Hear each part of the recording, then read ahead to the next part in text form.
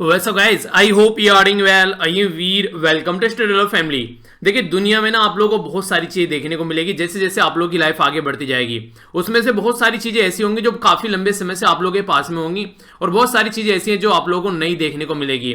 जब आप लोगों के पास में कोई नई चीज आए तो उस टाइम पर आप लोगों को पुरानी चीजों को नहीं भूलना है, क्योंकि आप लोगों ने सुना होगा कि नई 9 दिन और पुरानी 100 दिन, यानी कि जो पुरानी चीजें हैं वो हमेशा आप लोगों के साथ में रहेंगी, पर आप लोगों को भी उनको अपने साथ में रखने में कोई शर्म नहीं करनी है, जो कि आज के डेट में सोसाइटी में काफी ज्यादा देखने को मिलता है। पुराने कपड़े, ओल्ड इज गोल्ड, आप लोगों ने देखा होगा काफी अच्छे कपड़े रहते हैं आप लोगों के पास में। कई सारे लोग ऐसे हैं जो अपने पुराने कपड़ों को नहीं छोड़ते हैं, उनमें से मैं भी एक हूं। काफी लंबे समय तक मैं अपने कपड़े रखता हूं। इवन मेरे पास में ऐसी भी शर्ट है जो कि 10-10, 11-11 साल पुरानी शर्ट है, वो आती नहीं है पर लेकिन रखी हुई है, ठीक है।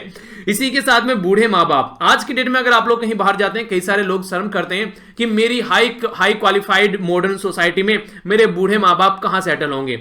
जिन माँ बाप ने आप लोग को अपनी जिंदगी में सेटल कर दिया और उनकी वजह से आज के डेट में आप लोग का एग्जिस्टेंस है, आप लोग उनको अपने साथ रखने में अगर शर्म कर रहे हो तो इसका मतलब यह है कि कहीं डूबकर मर जाना चाहिए। इसी के साथ में सादा रहन सहन, जितना सादा आप लोगों का रहन सहन होगा उतनी उच्च आप लोगों के विचार होंगे। ये कहावत आप लोगों ने सुनी होगी और इसका रीजन बेसिक ये है क्योंकि अगर आप लोग सादा खाना पीना, सादा जीवन अपना रखेंगे तो आप लोग जो है, जो ऐसी चीजें हैं जिसमें दिखावा ज्यादा करना पड़ता है सोसाइटी के अंदर, उसके ऊपर आप लोगों का ज्यादा फोकस नहीं रहेगा।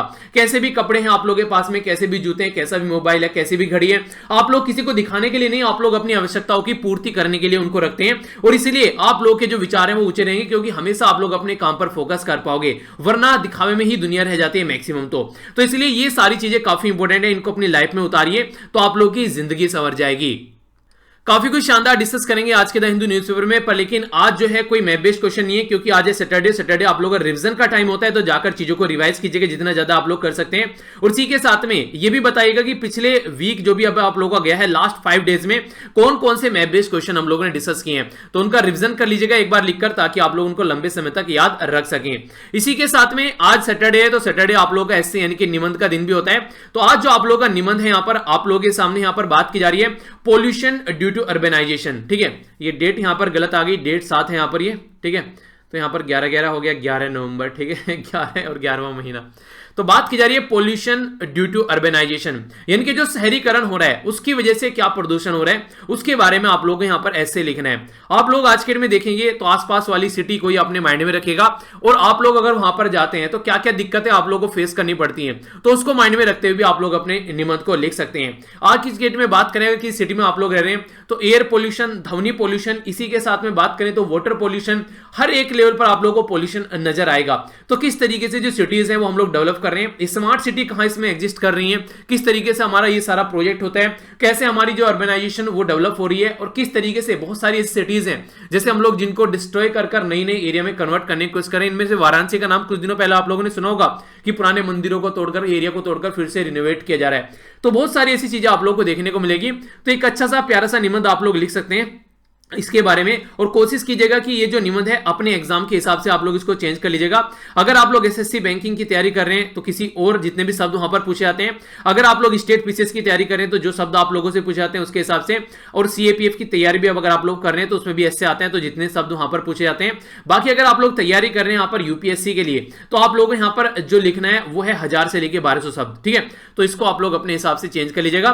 2 दिन होते हैं आप लोग के पास में, संडे और सैटरडे, तो जी जान लगाकर एक ऐसे लिखा कीजिए ताकि जब भी आप लोग एग्जाम में बैठे तो आप लोग कंफर्टेबल फील करें।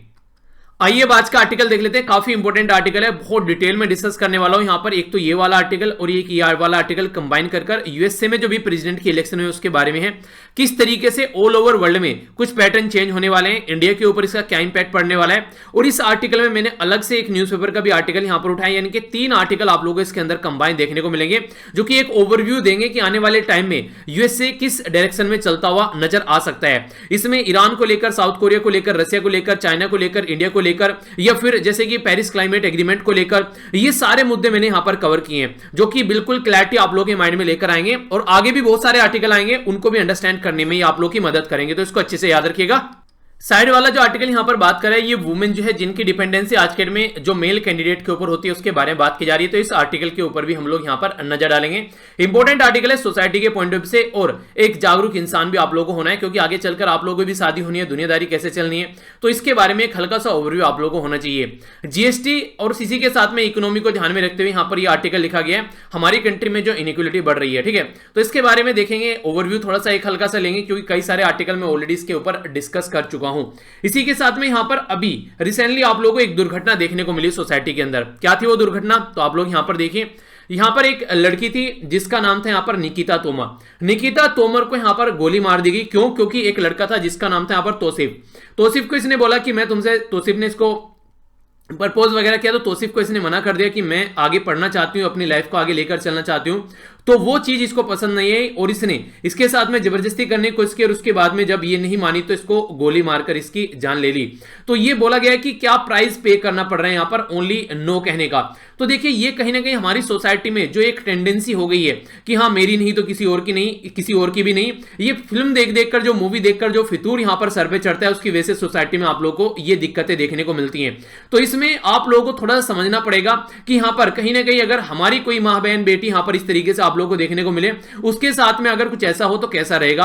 तो इस तरीके से आप लोग इस एक जो ये चीज है इसको आप लोग उस टाइम पर अपने साथ में कनेक्ट कर पाएंगे। यानी कि अगर सोचिए इस टाइम पर हमारी कोई बहन होती यहां पर तो कैसा होता, तो उस टाइम पर हम लोग क्या करते। तो ऐसा अगर आप लोग सोचेंगे तो आप लोगों के मन में इन सब चीजों को रोकने के लिए कुछ ना कुछ आप लोगों के मन में एक जज्बा निकल कर आएगा।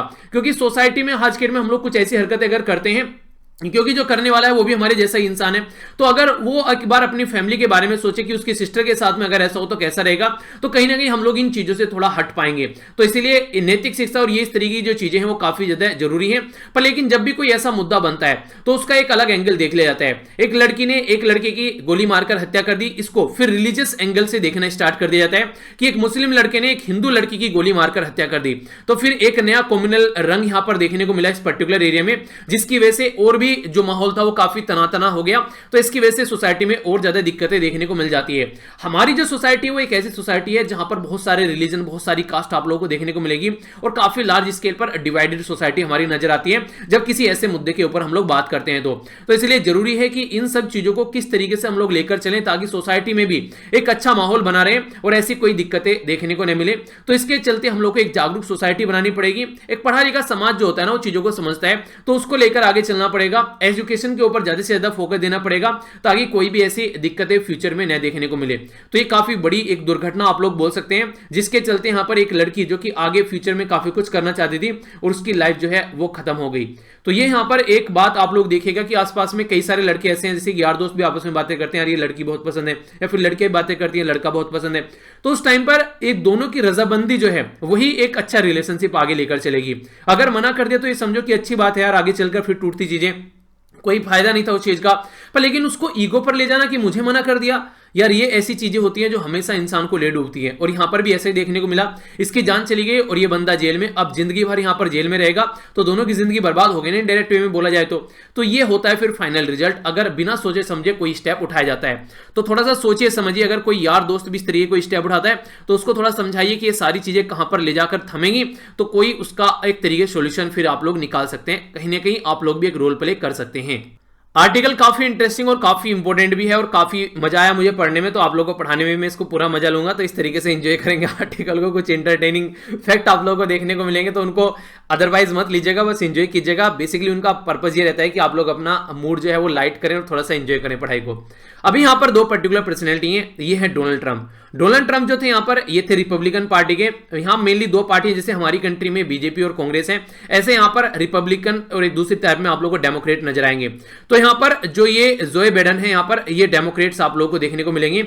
यानी कि अभी डोनाल्ड ट्रंप रिपब्लिकन पार्टी के थे, जो यहाँ पर हारते हुए नजर आ रहे हैं कि हार ही चुके हैं। और जो यहाँ पर ये जो नए अभी यहाँ पर प्रेसिडेंट चुनकर आए हैं, यहाँ पर जो यूएसए के अब नए प्रेसिडेंट बनने वाले हैं, ये है जो बाइडेन। ठीक है, तो जो बाइडेन जो अब नए प्रेसिडेंट यहाँ पर चुनकर आ रहे हैं, उनकी क्या पॉलिसी रहने वाली है, और यूएसए के जो पुराने प्रेसिडेंट थे उनकी क्या पॉलिसीज थी, किस तरीके चीजों को लेकर चल रहे थे, कैसे यूएसए की सोसाइटी आगे बढ़ेगी, और इंडिया के लिए क्या इसका इंपैक्ट हो सकता है। हमारे लिए सबसे इंपॉर्टेंट क्वेश्चन ये बनता है कि इंडिया के लिए क्या इंपैक्ट हो सकता है। तो ये चीजें हम लोग समझने की कोशिश करेंगे। सबसे पहले तो एक छोटी सी बात जो मैं बोल रहा था आप लोगों की, जब यूएसए के इलेक्शन होंगे तो इंडिया जो है वो यहां पर डोनाल्ड ट्रंप से आगे निकलता हुआ नजर आएगा, पर लेकिन ऐसा हुआ नहीं। डोनाल्ड ट्रंप यहां पर ऊपर चल रहे हैं कोरोना वायरस के केसेस में, और जिसका खामियाजा इनको यहां पर इसके टाइम पर भी भुगतना पड़ा। डोनाल्ड ट्रंप ने बड़ी ही लापरवाही बरती इस टाइम पर, जिसकी वजह से सिचुएशन देखने को मिली कि यूएसए आज के में टॉप पर चल रहा है। लॉकडाउन तक नहीं किया बंदे ने, चलिए जो भी है। कल यहां पर जो केस आए ये थे 1,24,000 के करीब केस, इसके साथ में 2,42,000 के करीब लोगों की जान जा चुकी है अकेले यूएसए में, और 1 करोड़ केस यहां पर अकेले यूएसए में देखने को मिल रहे हैं। यानी कि अगर बात करूं कि ऑल ओवर वर्ल्ड में कितने केसेस हैं, उसमें से अकेला 1 करोड़ केस आप लोगों को यूएसए में देखने को मिलेंगे इन 4 करोड़ केसों में से। तो टोटल मिलाकर लगभग 5 crore case all over world में है, जिनमें से 1 करोड़ है और अकेले यूएसए के अंदर में। इंडिया जो है यहां पर आप लोग देखते हैं, यहां पर काफी सारे केस आप लोग यहां इंडिया में देखेगा तो 84 लाख के करीब आप लोगों को इंडिया के केस नजर आएंगे। कल 49,000 हमारी कंट्री में केस आए, और टोटल मिलाकर 1,25,000 लोग अब हमारे बीच में नहीं रहे इसकी वजह से। तो ये एक ओवरव्यू है यहां पर जो मैं आप लोगों को बताना चाहता था। यूएसए जो है वो अब तक टॉप पर चल रहा है। यहां पर 12,47,932 लोग ऐसे हैं जो अब तक कोरोना वायरस की भेंट चढ़ चुके हैं। कल हमारी कंट्री में जो नंबर ऑफ जो केसेस हैं जिसकी वजह से जो डेथ हुई यहां पर लोगों की, ये थे यहां पर 576 लोगों की यहां पर जान गई।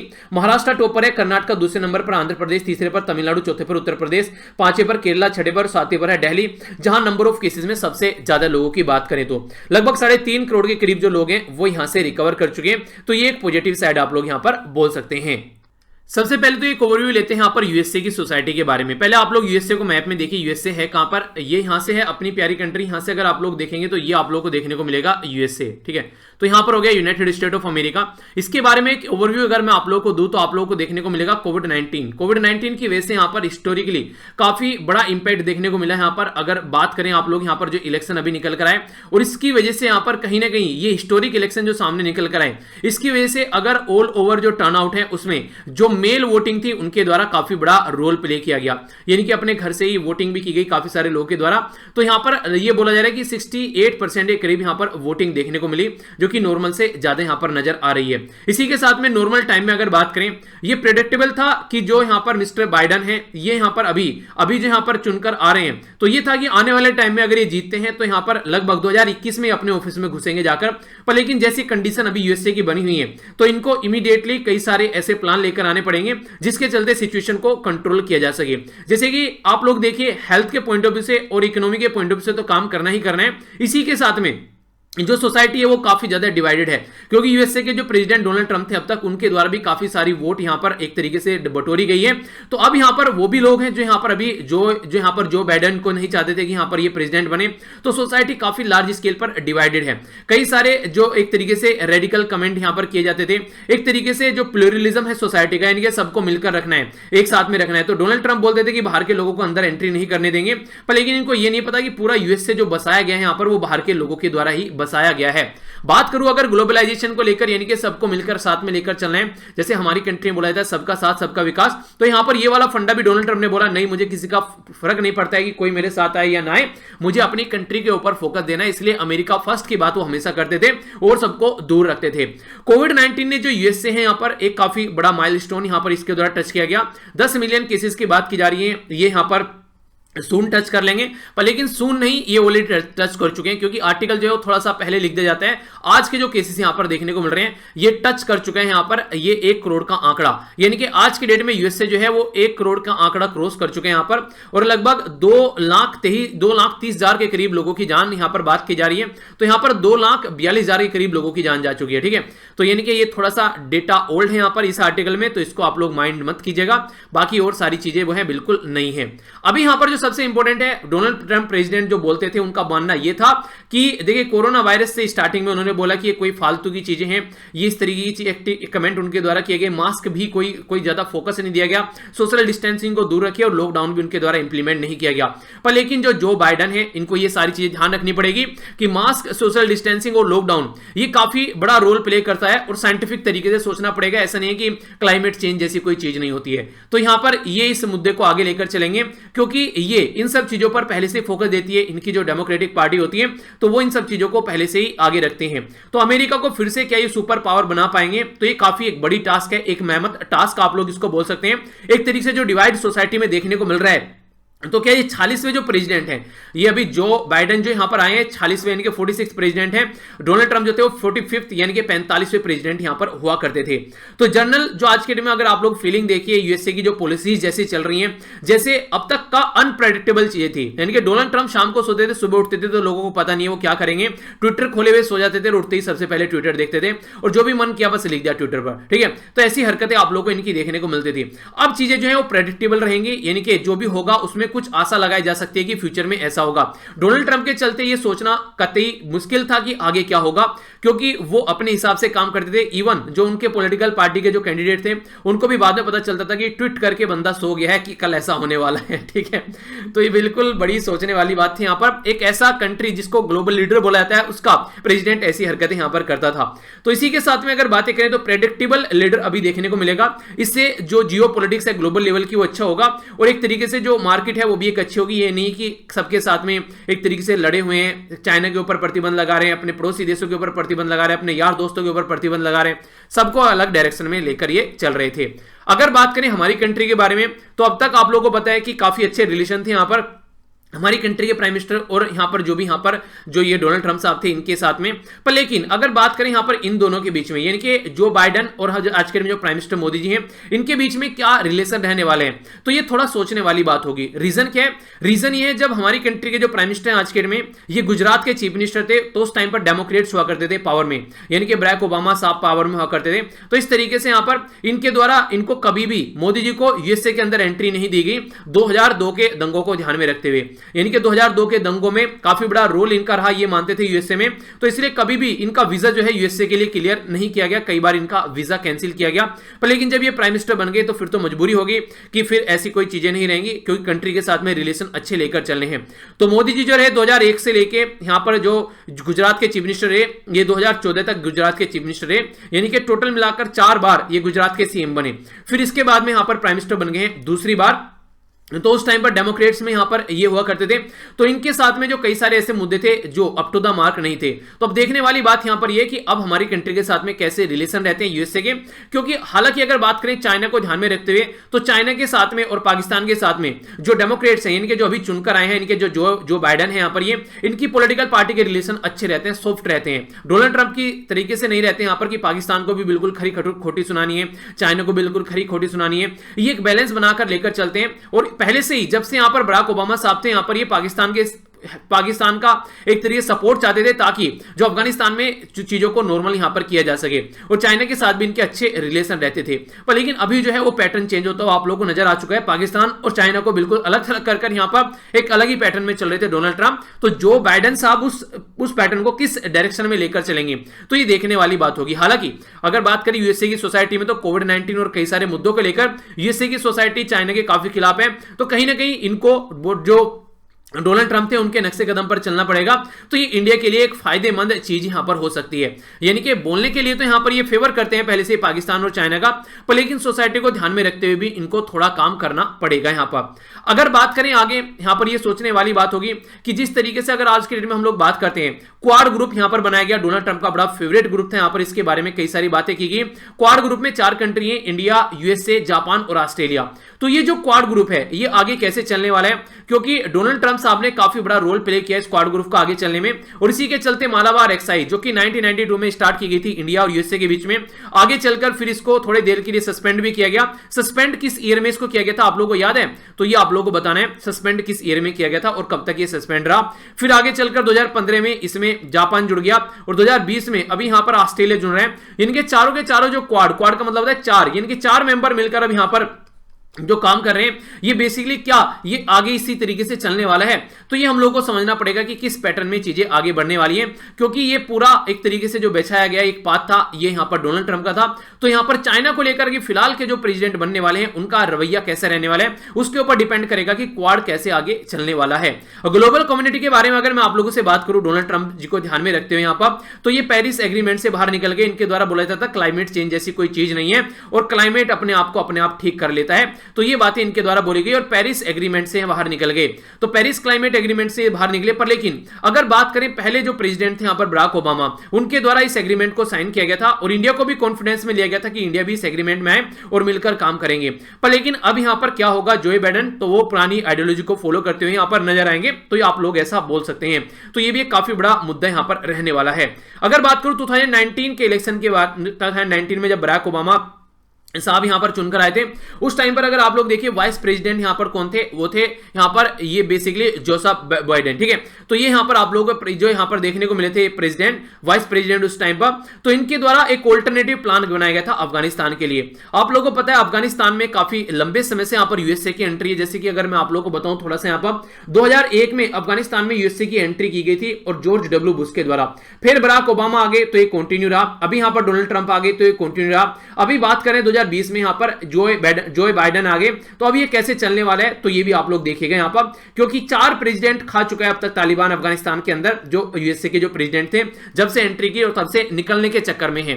तो यहां पर इनके द्वारा जो वाइस प्रेसिडेंट जो यहां पर इनके थे, इनके द्वारा बोला गया था कि सिचुएशन को थोड़ा सा कंट्रोल करके चला जाएगा और एक तरीके से इनके द्वारा जो एजेंडा रखा गया उसको काउंटर टेररिज्म प्लस बोला गया। 5 पॉइंट एजेंडा ये लेकर आए कि कैसे यूएसए को यहां से बाहर निकालना है, यानी कि कई सारी विजिट भी इनकी देखने को मिली ऑलरेडी इस पर्टिकुलर रीजन में।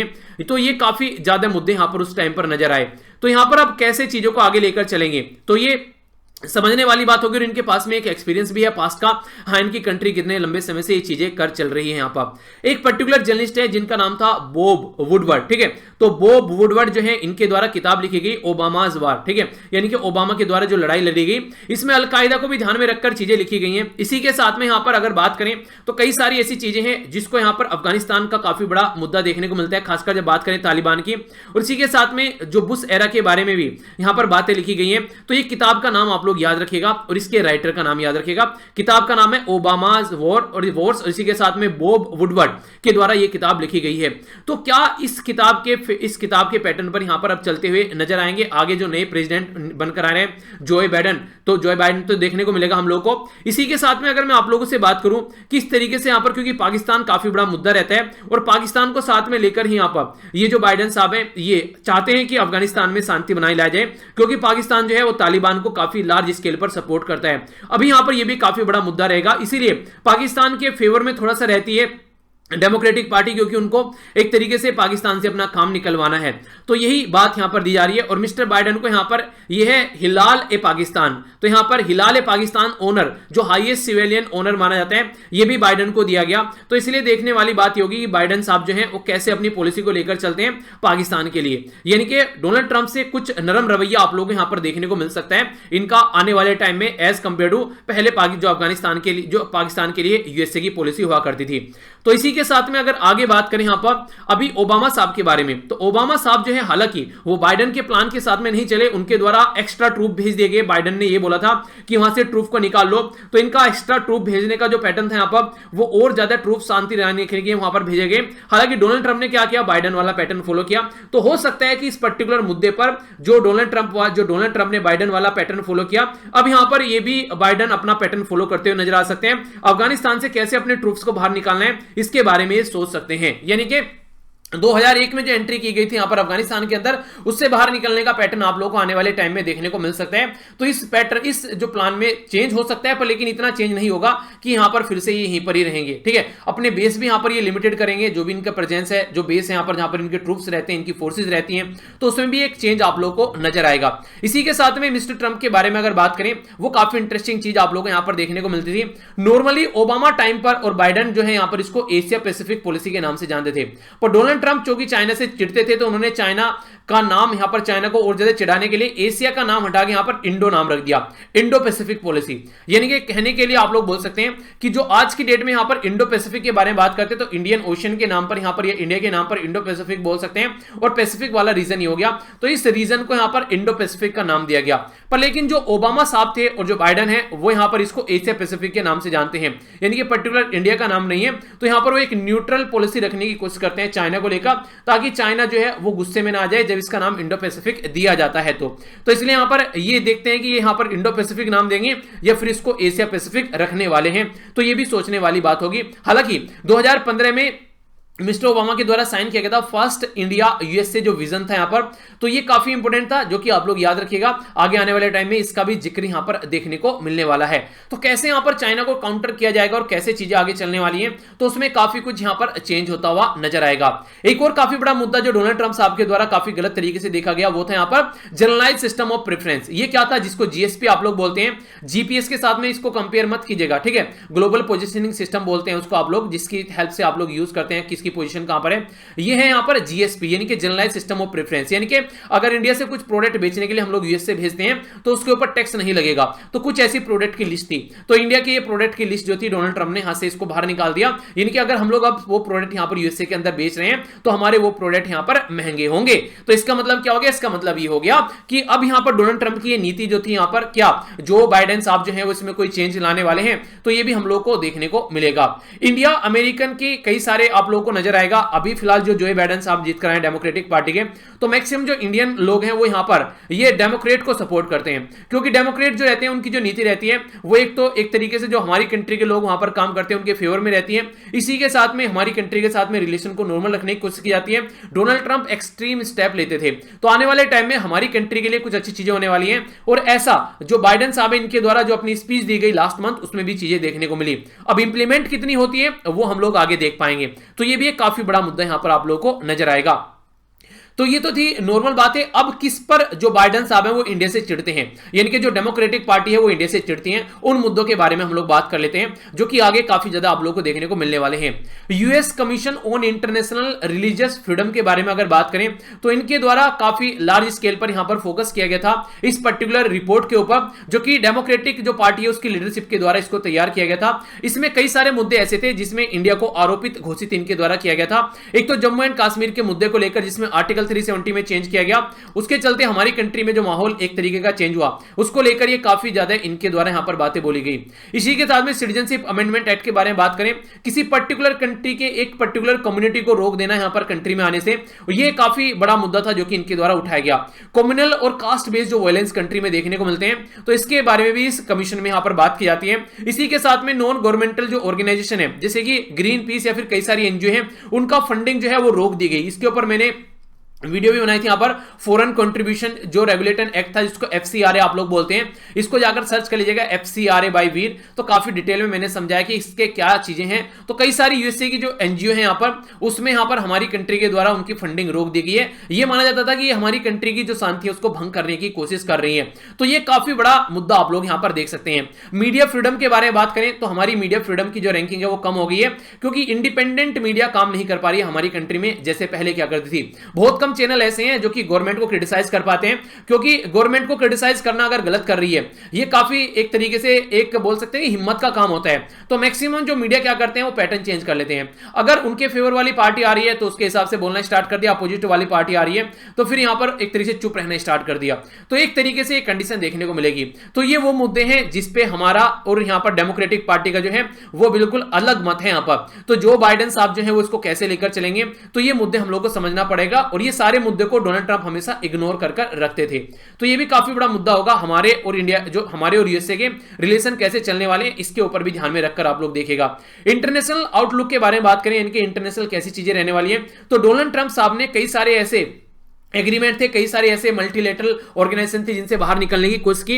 अब वो कैसे चलने वाली है, तो ये भी एक पर्टिकुलर एरिया रहने वाला है और इससे क्या इंपैक्ट पड़ेगा वो भी हम लोग समझेंगे अभी आगे। सबसे पहले बात करें तो वर्ल्ड हेल्थ ऑर्गेनाइजेशन से डोनाल्ड ट्रंप बाहर निकल गए। बोला coronavirus world health organization की वजह से हमारी कंट्री फैला है, वरना ये रुक सकता था। इसी के साथ में यूनेस्को से बाहर निकल गए, यहां पर ह्यूमन राइट काउंसिल से बाहर निकल गए, ज्वाइंट कॉम्प्रिहेंसिव एक्शन प्लान जिसको ईरान न्यूक्लियर डील बोलते हैं, इससे बाहर निकल गए यहां पर। तो ये सोचने वाला मुद्दा हो गया काफी बड़ा, यानी कि इससे भी यहां पर बाहर निकल गए। तो इसके चलते एक अलग ही ग्रुप बन गया जिसको आप लोग बोलते हैं यहां पर चाइना, रसिया और यूएसए। तो ये एक तरीके से अलग ही एक ग्रुप निकल कर आया और कहीं ना कहीं साउथ कोरिया तो इसका पार्ट पहले से ही है। तो देखने को मिलेगा अभी कैसे चीजें चलने वाली है। पेरिस क्लाइमेट एग्रीमेंट से बाहर निकल गए। इसी के साथ में जो यहां पर ट्रेडिशनल ट्रांस अटलांटिक जो इनकी एक तरीके से ग्रुप हुआ करता था, या ट्रांस पैसिफिक अलायंस जो हुआ करता था, उसके साथ भी इन्होंने मिलकर काम नहीं किया। यानी कि यूएसए ने जो है आज के डेट में अगर बात करें, कई सारे ऐसे ग्रुप हैं जो काफी इंपोर्टेंट हुआ करते थे यूएसए के लिए। यूएसए के जो अलाई कंट्री है, इसमें यूएसए के जो दोस्त हैं उसमें हुआ करते थे, पर लेकिन इन्होंने सबको कंप्लीटली इग्नोर करते हुए यहां पर ये आगे बढ़े। तो इसलिए यहां पर इनको खामियाजा भुगतना पड़ा। नॉर्मली जो भी प्रेसिडेंट यूएसए में बनते हैं, बड़ा ही रेयर ऐसा होता है कि 2 टर्म कंप्लीट किए बिना चला जाए। तो डोनाल्ड ट्रंप उस कैटेगरी में आ गए, अब एक ही टर्म में यहां पर निकल लिए। तो ये काफी एक चेंज माहौल आप लोग यहां पर बोल सकते हैं। एक नया नॉर्मल तैयार कर दिया था डोनाल्ड ट्रंप ने, अब फिर से एक नया नॉर्मल हो गया, पुराना नॉर्मल सेट होगा वो देखने को मिलेगा। क्योंकि अभी अगर आप लोग बात करें, एक अच्छा पहले ये वाला पॉइंट देखिए, चाइना के साथ में रिलेशन कैसे हैं डोनाल्ड ट्रंप की वजह से, उसके बिल्कुल अपोजिट में थे यहां पर बराक ओबामा के साइड में। ईरान के साथ में कैसे रिलेशन है, इन्होंने ईरान न्यूक्लियर डील साइन की थी यहां पर ईरान नॉर्मल रिलेशन को रखने के लिए। डोनाल्ड ट्रंप बाहर निकल गए तो ईरान के साथ में भी अच्छे नॉर्मल रिलेशन होने वाले हैं। इंडिया को क्या फायदा होगा, इंडिया को यह फायदा होगा कि ईरान से हम लोग ऑयल खरीद पाएंगे आसानी से, और ईरान का जो इकोनॉमी बढ़ती नजर आएगी, तो ईरान के अंदर जो उल्टी सीधी हरकतें चल रही थी वो भी कहीं ना कहीं कम होती यहां पर नजर आएगी। तो आगे ईरान के साथ में जो रिलेशन है वो नॉर्मल होते हुए आप लोग यहां पर नजर आएंगे। तो इंडिया के लिए भी काफी फायदेमंद है। पर लेकिन इसके अपोजिट में चले, ईरान इजराइल और सऊदी अरेबिया की नहीं बनती है, तो वो मुद्दा हम लोगों को समझना पड़ेगा कि ईरान के साथ में इजराइल के रिलेशन कैसे रहने वाले हैं और वहां से क्या मुद्दा निकल कर आने वाला है। तो वो एक अलग पैटर्न यहां पर आप लोग को नजर आएगा। रशिया के साथ में कैसे रिलेशन थे, अभी रशिया के साथ में रिलेशन यहां पर एक अलग ही पैटर्न में चल चुके हैं आज के में, क्योंकि चाइना जो है वो एक लंगोटिया यार यहां पर रशिया का हो चुका है। अब आगे चलकर जो रशिया के साथ में हमारे रिलेशन कैसे रहेंगे उसके ऊपर इंपैक्ट ये पड़ेगा कि यूएसए रशिया को कैसे देखता है। हालांकि हमारे जो रिलेशन है वो इंडिपेंडेंट है। S-400 सिस्टम हम लोगों ने रशिया से खरीदा, जबकि यूएसए ने मना किया था। तो इस तरीके से चीजें नॉर्मल हो सकती हैं। तो एक अच्छा प्रोडक्टिव और प्रोग्रेसिव चीजें आप लोगों को देखने को मिलेगी। साउथ कोरिया के साथ में रिलेशन, साउथ कोरिया नहीं है, नॉर्थ कोरिया यहां पर ये, ठीक है, नॉर्थ कोरिया के साथ में जो रिलेशन है, अगर उसके बारे में आप लोग बात करें तो अभी जो प्रेसिडेंट डोनाल्ड ट्रंप है उन्होंने 2 बार बात करने की कोशिश की किम जोंग उन यानी कि चाचा भतीजा के बीच में 2 बार बात हुई, पर लेकिन वो रियलिटी में कितनी आगे चली है वो आप लोगों को भी पता है, चीजें आगे नहीं बढ़ी। तो अभी यहां पर जो बराक ओबामा वाली जो पार्टी यानी कि डेमोक्रेट यानी कि जो बाइडेन साहब जो हैं वो किस तरीके से इसको आगे लेकर चलेंगे, तो ये देखने वाला मुद्दा होगा।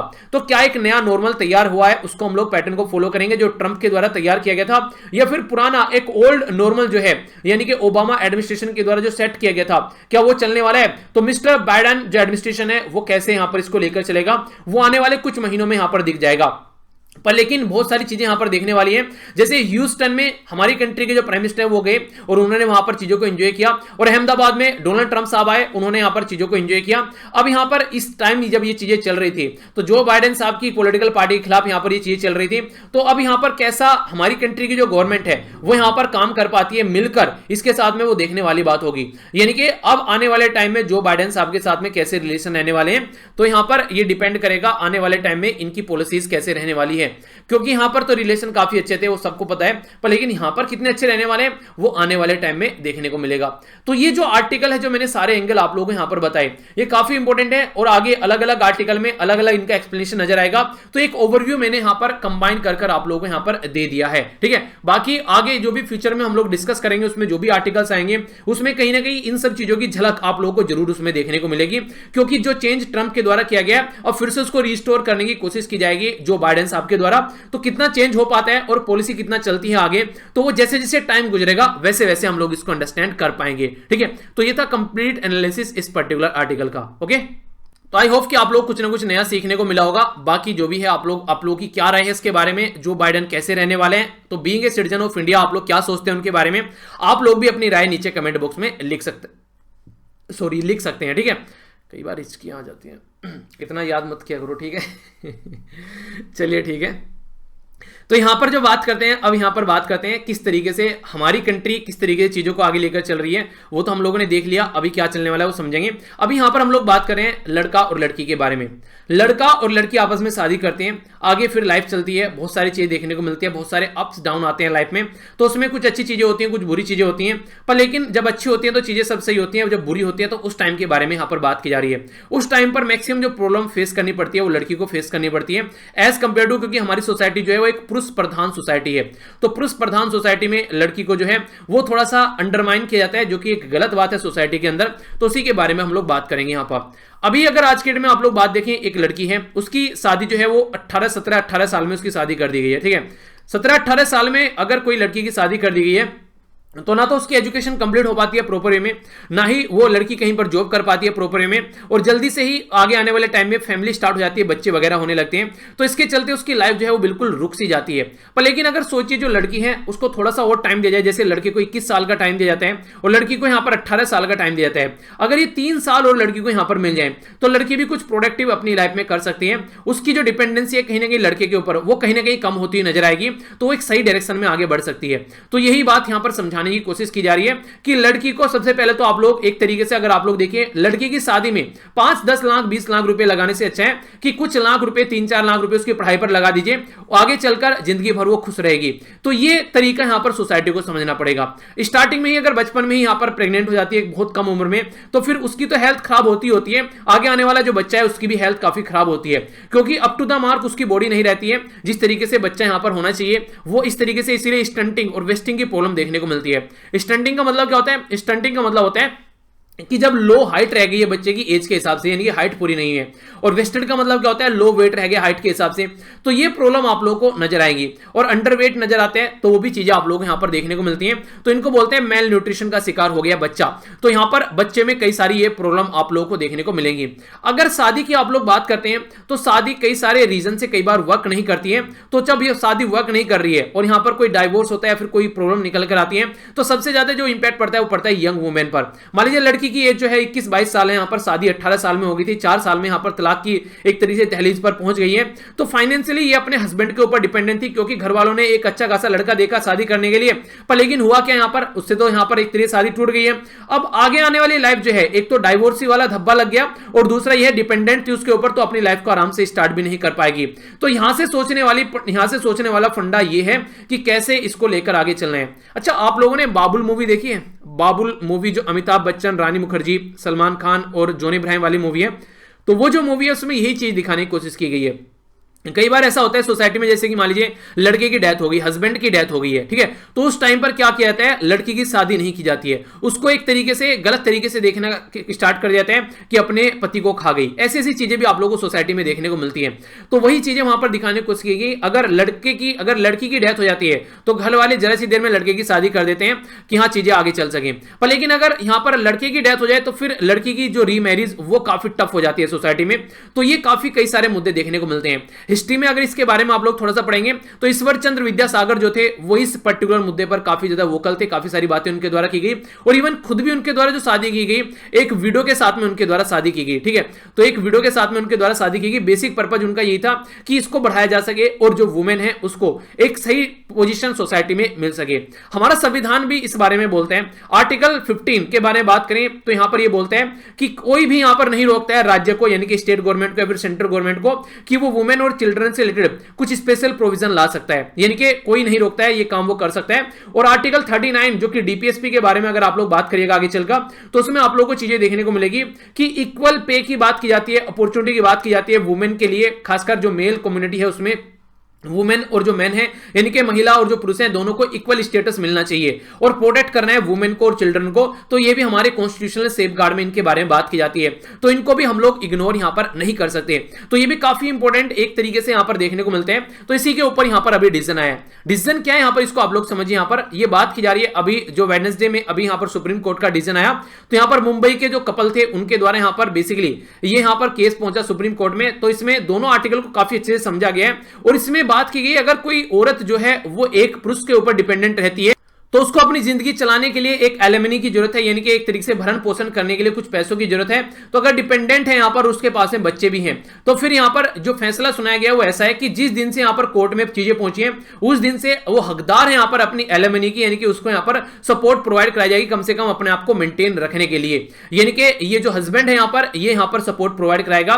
तो 67 पेज का जो जजमेंट यहां पर दिया गया इंदु मल्होत्रा और यहां पर ये है आर सुभाष रेड्डी, तो इनके द्वारा यहां पर ये कई सारी बातें यहां पर बताई गई हैं, ये कई सारी यहां पर लाइन तैयार की गई हैं, जिसके चलते यहां पर अगर कोई औरत खुद कमा रही है, डिपेंडेंट है तो अलग बात है, अगर खुद कमा रही है उसमें काफी कम कमा रही है, उसकी घर गृहस्थी नहीं चल रही है और वो कमा नहीं रही है, तो उस टाइम पर यहां पर जो फैमिली कोर्ट है, मजिस्ट्रेट और लोअर कोर्ट है, वो यहां पर एलिमनी का केस यहां पर होगा, यानी कि उसके भरण पोषण यानी कि उसकी जिंदगी को व्यतीत करने के लिए जो बेसिक रिक्वायरमेंट है वो उसको यहां पर मिलनी चाहिए। तो ये बातें यहां पर बोलने की कोशिश की जा रही है। जीवन निर्वाह करने के लिए जो एक बेसिक इनकम चाहिए उसकी जरूरत की बात की जा रही है और इसके लिए हमारी कंट्री में ऑलरेडी एक्ट है, जैसे कि protection of the women from domestic violence act 2005, इसके बारे में बात करते हैं। सेक्शन जो 125 का यहां पर बात करें सीआरपीसी का, ये भी हिंदू, और इसी के साथ में हिंदू मैरिज एक्ट के बारे में बात करें तो ये भी यहां पर बात करता है कि हस्बैंड जो है वो डायरेक्ट यहां पर एक तरीके से पे करेगा मेंटेनेंस, अगर वाइफ जो है उसके ऊपर डिपेंडेंट है तो इसके चलते देखिए कई सारी चीजें देखने को मिलती है। एक तो मान लीजिए कल को जो औरत है वो अपनी लाइफ को एक डिग्निटी वाली लाइफ जी पाएगी, वरना कल को चलकर उसको पता चला इतनी बुरी कंडीशन बन जाती है, कई सारे ऐसे केस देखने को मिलते हैं कि देह व्यापार उनको स्टार्ट करना पड़ता है अपनी जिंदगी को लालन पालन करने के लिए। तो ये सारी चीजों से हम लोग को थोड़ा सा ऊपर उठकर चीजों को करना पड़ेगा, यानी कि एक तरीके से सोसाइटी में एक इक्वल पोजीशन यहां पर वुमेन की लानी पड़ेगी, तो उसी के बारे में यहां पर बात की जा रही है। तो काफी इंपॉर्टेंट आर्टिकल है, डायरेक्ट क्वेश्चन कई बार आप लोगों से एग्जाम में पूछ लेते हैं, तो इसके बारे में आप लोग जरूर आइडिया रखिएगा, ठीक है। अब ये क्वेश्चन होगा जो मैथ बेस्ड, उसका आंसर आप लोगों को देना है। तो हम लोग देख लेते हैं क्या क्या डिस्कस किया। सबसे पहले यहां पर आप लोगों ने जो रिवीजन की बात की, कोटेशन काफी प्यारी थी आज, जो मुझे काफी अच्छी लगी, रिलेटिव में पर्सनली मुझे काफी अच्छी लगी। ऐसे आप लोगों के लिए ओवरव्यू हम लोगों ने देखा। इसी के साथ में यहां पर एक केस था जो हम लोगों ने देखा, जो कि यहां पर निकिता तोमर वाला केस था। इसी के साथ में हम लोगों ने इंडिया और यूएसए के जो रिलेशन थे उसको काफी डिटेल में हम लोगों ने समझा, जो कि आई होप कि आप लोगों के माइंड में भी क्लैरिटी आई होगी कि क्या क्या चीजें आगे होने वाली हैं और क्या क्या चीजें हो सकती हैं, तो काफी डिटेल में हम लोगों ने समझी। इसी के साथ में यहां पर नेक्स्ट जो सामने निकल कर आया, तो ये केस हम लोगों ने देखा, इसमें कई सारी बातें आप लोगों को देखने को मिली। तो ये सारा एक तरीके से माइंड में आप लोग क्लियर होना चाहिए, कोई डाउट नहीं होना चाहिए। अब क्वेश्चन है आप लोगों के सामने यहां पर बात की जा रही है बांदा सी के बारे में। बांदा सी बोला जा रहा है यहां पर, यह है मोलुको आइलैंड जो इंडोनेशिया का है उसके पास आप लोगों को देखने को मिलेगा। बांदा सी जो है वो पैसिफिक ओशन के साथ में कनेक्ट नहीं है, तो ये एक तरीके से कॉमन सेंस का भी क्वेश्चन आप लोग बोल सकते हैं, ठीक है। कॉमन सेंस का कैसे भी बताता हूं, ए स्टेटमेंट सही है, बी सही है, दोनों सही है, कोई सी भी सही नहीं, सही आंसर क्या है, एबीसी एफ डी। अगर इंडोनेशिया की आप लोग बात एक बार को कर लेते हैं तो कहीं ना कहीं पैसिफिक ओशन के साथ में कनेक्शन हो ही जाता है, या तो ये इंडोनेशिया में नहीं है फिर पैसिफिक ओशन के साथ में कनेक्टेड नहीं है। तो इस तरीके से आप लोग देखेंगे कोई सी ना कोई सी स्टेटमेंट यहां पर गलत देखने को मिलेगी, ठीक है। तो इसी के चलते जो आंसर क्या हो गया, आंसर ए हो गया यहां पर। तो ये पैसिफिक ओशन के साथ भी कनेक्ट आप लोग को यहां पर नजर आएगा। तो बांदा सी यहां पर इंडोनेशिया हो गया, ये आप लोग देखते हैं, तो पर्टिकुलर एरिया हो गया। अपनी कंट्री कंपेयर में अगर आप लोग इसको कंपेयर करना चाहते हैं तो अपनी कंट्री की लोकेशन आप लोग जरूर देखा कीजिए। यहां से इस पर्टिकुलर एरिया के बारे में हम लोग बात कर रहे हैं, ठीक है। तो ये एग्जैक्ट इसकी लोकेशन हो गई। तो आंसर क्या हो गया, आंसर हो गया इसका ए, ओके। फर्स्ट स्टेटमेंट सही है, सेकंड स्टेटमेंट में यहां पर ये नोट कट जाएगा तो सही हो जाएगी। तो ये था टोटल आज का डिस्कशन। मैं आशा करता हूं कि आप लोगों ने इसको अच्छे से एंजॉय किया होगा। देखिए जो भी आप लोगों का निबंध है वो आप लोग जरूर लिखिए, अटेम्प्ट कीजिए उसको अच्छे से, एक दूसरे का आंसर भी आप लोग रिव्यू क्या कीजिए। सारी पीडीएफ यहां पर ऑलरेडी आप लोगों को प्रोवाइड करा दी गई है। ये स्टडी लवर वीर के नाम से टेलीग्राम चैनल है, मेरे साथ ट्विटर, इंस्टाग्राम और फेसबुक पर भी कनेक्ट रह सकते हैं। तो मिलता हूं नेक्स्ट लेक्चर में। बड़ों को नमस्ते, छोटों को प्यार, छोटी सी लाइफ एंजॉय करा। तब तक के लिए जय हिंद।